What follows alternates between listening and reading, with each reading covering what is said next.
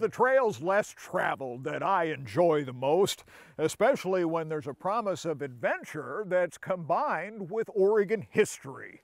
Hi there, I'm Grant McComey, your host for Travel Oregon's Grant's Getaways. And this week we head into the southern Willamette Valley for a getaway that combines adventure, wildlife, and unique Oregon history. Come on along as we trek into new territory. They come by thousands and fill the sky with urgent cries that seem to celebrate their arrival. Endless skeins of Canada geese are like dark silky threads that weave a fine feathery mosaic that may mesmerize, transfix, or just plain confound you. Winter is sometimes a slow month, but for birding it's not a slow time of year. You can come here in any time of year and find birds. Joel Geyer says that's part of the pleasure of hiking the Willamette Valley Birding Trail at places like Finley Wildlife Refuge, 15 miles south of Corvallis. Fascinating creatures.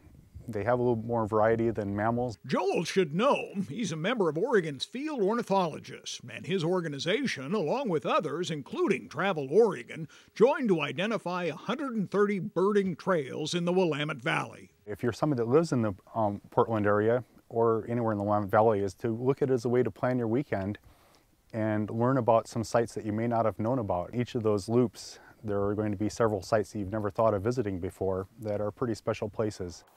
25 miles to the north, stroll across another home for wildlife. So you can come out and you can use these roads that are still here to jog and hike around, do a little exploring on the wildlife area. There's a lot of wildlife viewing opportunities. We have great birding opportunities here. There's a lot of raptors, songbirds. 70 years ago, the Oregon Department of Fish and Wildlife's E.E. Wilson Wildlife Area was part of historic Camp Adair, a World War II training center for troops bound for battle. Nearly 60,000 soldiers trained across 50,000 acres to fight in Europe and the Pacific. Camp Adair seemed to grow up overnight to become one of the state's largest cities. It was something like 1,600 buildings in a matter of months, 6 months or 8 months maybe. Hard to imagine that kind of construction. Very quick, yeah. It's easy to see the scale of the site because concrete foundations remain behind, and they are everywhere. These buildings are all throughout this whole block, and then the next block. Be here another 70 years from now. Oh yeah. 70 years later, the guns are gone and the birds are back, and a roadway system makes the hiking or biking easy. While just across State Highway 99, quite a few well-maintained trails that are easy to walk on and take you to some really pretty things. Ryan Brown says the Peavy Arboretum is gateway to the McDonald-Dunn Research Forest.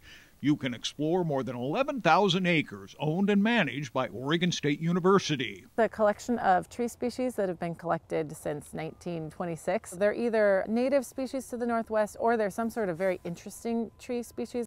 History runs deep across the forest, too. It was once home to a CCC camp. Thousands of young men from across the country joined the Civilian Conservation Corps in the early 30s and went to work in the Oregon woods. 39 permanent buildings, so they were here to stay. They were mostly doing reforestation and firefighting. The sign shop is where they made rustic signs for the Department of Forestry throughout Oregon.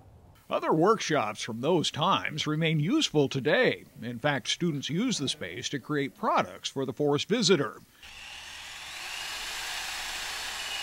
Sam Dussel says the university's research forest was the reason he chose Oregon State. To be able to come out here and see a forest not being used just for recreation, but also for many other things like timber production and also like species rehabilitation, all types of things. So it's a great opportunity, and I've learned tons of stuff out here at the forest. It's got a lot of stuff. The trail system is easy and accessible and offers you a chance to explore forests that you may have missed. It's the place where we like to invite people to come and experience nature that maybe don't get out a lot to hike in the woods normally. And it's a place where it's very easy to come and feel at home and explore nature. We have all the details, directions, and the contact information for all the destinations in this week's story right here on the Travel Oregon website, so be sure to check it out.